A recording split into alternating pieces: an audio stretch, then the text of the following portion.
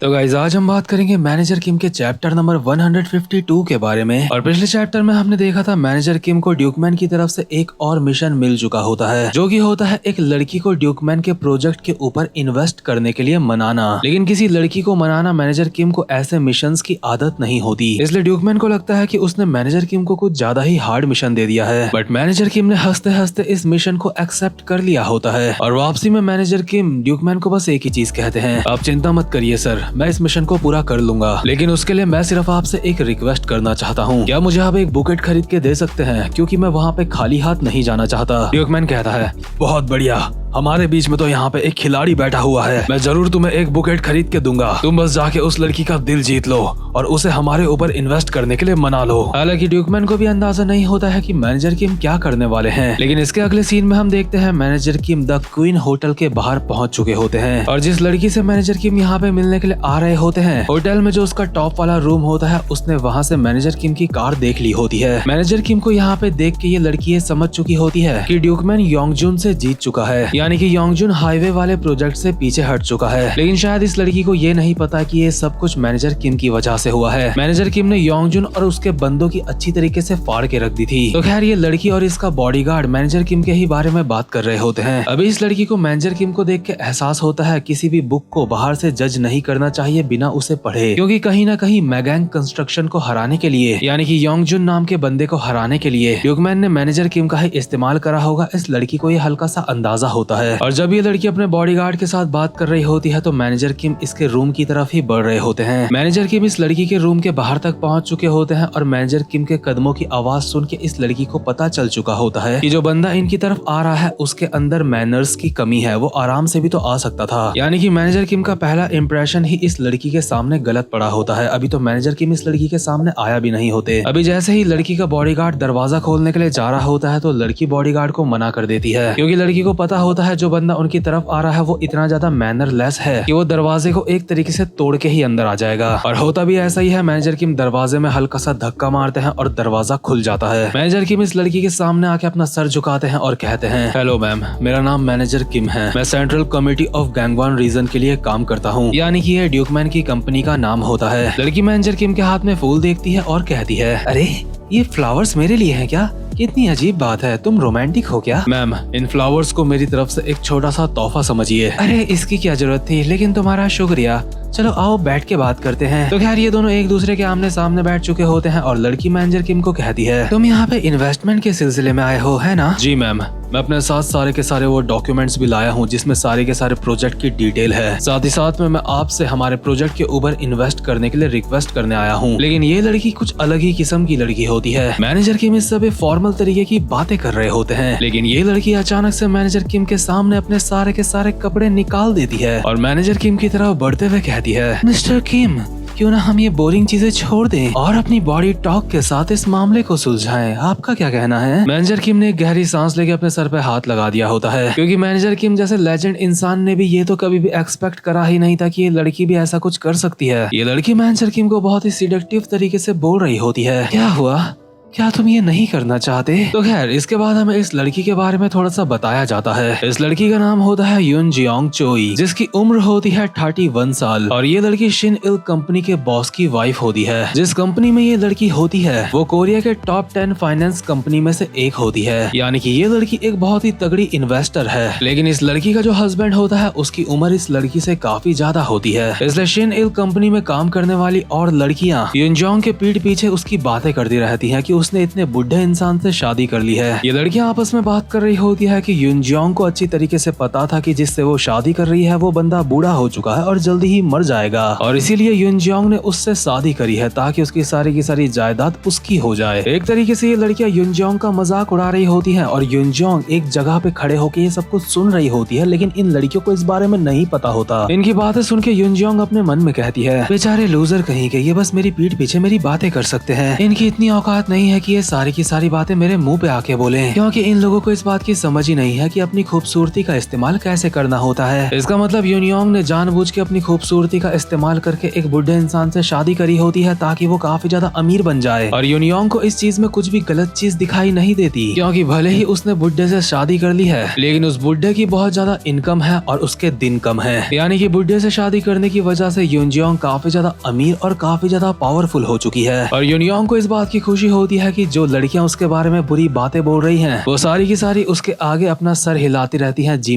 Ma'am कह के। इसलिए यूनजियोंग को उन लड़कियों के ऊपर तरस आ रहा होता है, इसलिए वो उन्हें कुछ नहीं कहती। और इसी तरीके की लड़की होती है यूनजियोंग, जो कि प्रेजेंट मोमेंट में मैनेजर किम के सामने अपने सारे के सारे कपड़े निकाल के आ चुकी होती है, उनके काफी ज्यादा करीब। और इसी कंडीशन में उनके पास आके उनकी बॉडी को टच भी कर रही होती है। साथ ही साथ में मैनेजर किम को ऑफर देती है कि ड्यूकमैन को छोड़ दे और मेरे साथ आके मिलके काम कर। लेकिन मैनेजर किम इसकी बॉडी के ऊपर ज्यादा कोई दिलचस्पी नहीं दिखा रहे होते और कहते हैं, मैम प्लीज अपने कपड़े पहन लीजिए, आपसे थोड़ी छोटी उम्र की मेरी एक बेटी है जो हाई स्कूल में पढ़ती है। तो खैर ये लड़की अपने कपड़े पहन लेती है और कहती है, लगता है ये सारी चीजें तुम्हारे ऊपर काम नहीं करने वाली हैं। ठीक है, चलो अब बिजनेस की बात करते हैं। और जैसे ही मैनेजर किम बिजनेस के बारे में कुछ भी कहते, ये लड़की बात स्टार्ट होने से पहले ही अपना जवाब दे देती है। ये लड़की कहती है, नहीं यही मेरा जवाब है, तुम ये समझ लो यही मेरा आंसर है। इस वक्त मीटिंग के बारे में बात करने का मेरा बिल्कुल भी मूड नहीं है। इसलिए इसका टकला बॉडीगार्ड मैनेजर किम के पास आता है और कहता है, माफ करना लेकिन मीटिंग खत्म हो चुकी है, हम तुम्हारे डॉक्यूमेंट्स को पढ़ लेंगे और जरूरत लगी तो तुमको बुलाएंगे। यहाँ आने के लिए शुक्रिया, अब तुम यहाँ से निकल सकते हो। मैनेजर किम भी चुपचाप से इस लड़की के सामने अपना सर झुकाते हैं और कहते हैं, ठीक है मैम, मैं चलता हूँ, अब आपसे अगली बार मुलाकात होगी। मैनेजर किम बिल्कुल भी परेशान नजर नहीं आ रहे होते, इसलिए ये लड़की भी एक स्माइल के साथ मैनेजर किम को बाय कहती है, बस अपने इशारों से। और मैनेजर किम के यहाँ से जाते ही ये लड़की अपने बॉडीगार्ड से मैनेजर किम जो फूल लाए थे उनको चेक करवाते हैं, क्योंकि इस लड़की को मैनेजर किम के ऊपर पूरा शक होता है कि मैनेजर किम इन फूलों में कुछ छुपा के लेके आ रखे हैं, जैसे कि कोई छोटा सा माइक, छोटा सा कैमरा, जिस चीज से मैनेजर किम इन लोगों के ऊपर नजर रख पाए। बॉडीगार्ड पूरे के पूरे फूल तोड़ ताड़ के चेक कर देता है और हैरान होता है कि इसमें कुछ भी नहीं है। और ये लड़की भी ये बात जान के काफी ज्यादा हैरान हो जाती है, क्योंकि इस लड़की को मैनेजर किम के ऊपर पूरा शक था कि वो कुछ छुपा रहे हैं। लेकिन टकला बॉडीगार्ड कहता है, वो ड्यूकमैन के साथ नया नया काम कर रहा है,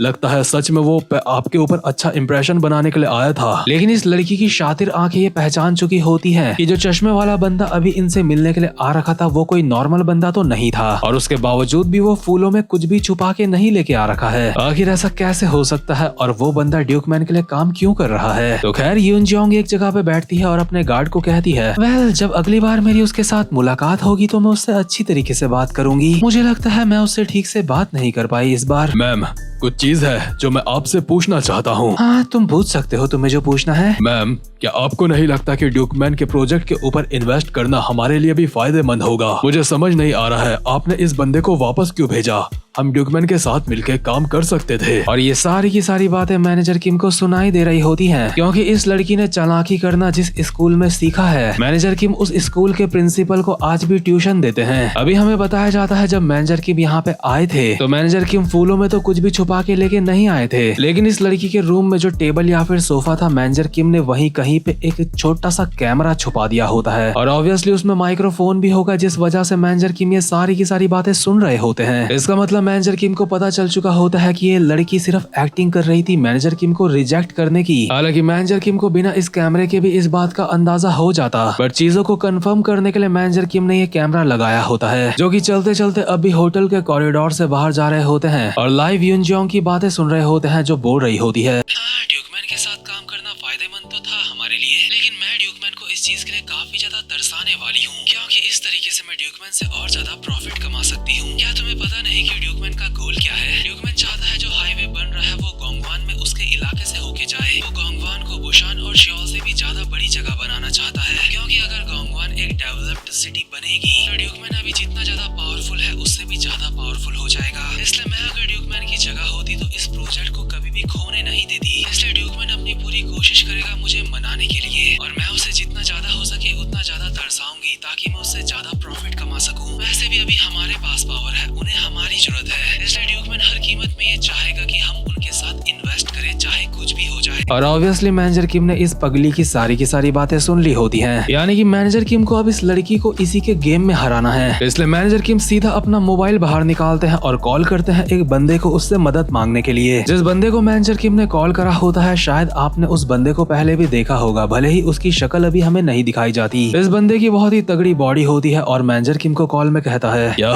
तुम चाहते हो मैं तुम्हारे लिए काम करूं सिर्फ इसलिए क्योंकि तुमने मेरी जान बचाई है? हे, तुम मुझे इस तरीके से ऑर्डर नहीं दे सकते, मैं तुम्हारा गुलाम नहीं हूँ। और ये जो बंदा होता है इसका नाम होता है मिन ह्यूक किम, जो कि एक काफी ज्यादा खतरनाक बंदा होता है जो पहले एक्स मरीन का हिस्सा रह चुका है, यानी कि मरीन का हिस्सा रह चुका है। ये साथ ही में स्पेशल रकून बटालियन का भी हिस्सा रह चुका है। मतलब आसान शब्दों में ये पहले आर्मी में काम कर चुका है और ऐसे वैसे मतलब ऐसे नॉर्मल पोजीशन में भी नहीं। इस बंदे ने बहुत सारे तगड़े तगड़े मिशन को अंजाम दिया है और ये बंदा वोचुल नाम की गोल्डन डोर कंपनी का 4th CEO हुआ करता था। और उम्मीद करता हूँ कि आप वोचुल नाम को तो नहीं भूले होंगे, लेकिन यार जहाँ तक आपको याद होगा ये बंदा तो मर चुका था, क्योंकि जब इसकी फाइट मैनेजर किम के साथ चल रही होती है तो इसकी ही कंपनी के एक बंदे ने इसकी गर्दन काट दी थी। इसलिए अभी हमें इस बंदे की गर्दन में टांके लगे दिखाई देते हैं। इसका मतलब ऑब्वियसली इसकी जान मैनेजर किम ने ही बचाई होगी। ये बंदा मैनेजर किम की बात मानने से हल्का हल्का इनकार कर रहा होता है, लेकिन मैनेजर किम सीधे तौर पे सीरियसली इस बंदे को कहते हैं, अपनी फालतू बातें करना बंद कर, तू ऐसा ही करेगा जैसा मैं तुझे करने को कहूंगा। अपना बिजनेस कार्ड उठा और जहाँ के कोऑर्डिनेट्स मैंने तुझे दिए हैं वहाँ पे पहुँच। साथ ही में मैनेजर किम अपने मन में कहते हैं, आंख के बदले आंख और दांत के बदले दांत। मेरे पास बिल्कुल इसी तरीके का एक प्लान है, अब वक्त है काम करने का। मैं इसका इस्तेमाल करके उस लड़की से डील कर लूंगा। तो खैर इसी के साथ ये वाला चैप्टर यहीं पे खत्म होता है। और यार पर्सनली बताऊं मुझे ये मानवा काफी ज्यादा पसंद है, और जिन लोगों को ये मानवा अच्छी नहीं लगती ना, मुझे लगता है कि उनको इस बात का अंदाजा नहीं है कि मैनेजर किम क्या चीज है। इसलिए मुझे लगता है कि मुझे मैनेजर किम के ऊपर एक अलग से डेडिकेटेड वीडियो बनाने की जरूरत है, जहाँ पे मैं मैनेजर किम के बारे में सब कुछ बताऊंगा। लेकिन अभी के लिए आपको अपना एक पर्सनल ओपिनियन बताता हूँ। पूरे पीडीजे यूनिवर्स में अगर कोई ऐसा कैरेक्टर है जिस कैरेक्टर की मैं सबसे ज्यादा रिस्पेक्ट करता हूँ तो वो मैनेजर किम ही है। और हाँ, मेरी इस बात से ये मतलब नहीं निकालना कि मैनेजर किम मेरे सबसे ज्यादा फेवरेट हैं। इसका मतलब वो फेवरेट वाली लिस्ट में तो आते हैं, भले ही वो उस लिस्ट में टॉप में नहीं है, लेकिन अगर बात किसी कैरेक्टर की रिस्पेक्ट की आती है तो मैनेजर किम वहाँ पे टॉप में है। खैर गाइस, वीडियो को लाइक और चैनल को सब्सक्राइब जरूर से कर देना। अब मैं मिलता हूँ आपसे अपनी नेक्स्ट वीडियो में, तब तक के लिए गुड बाय।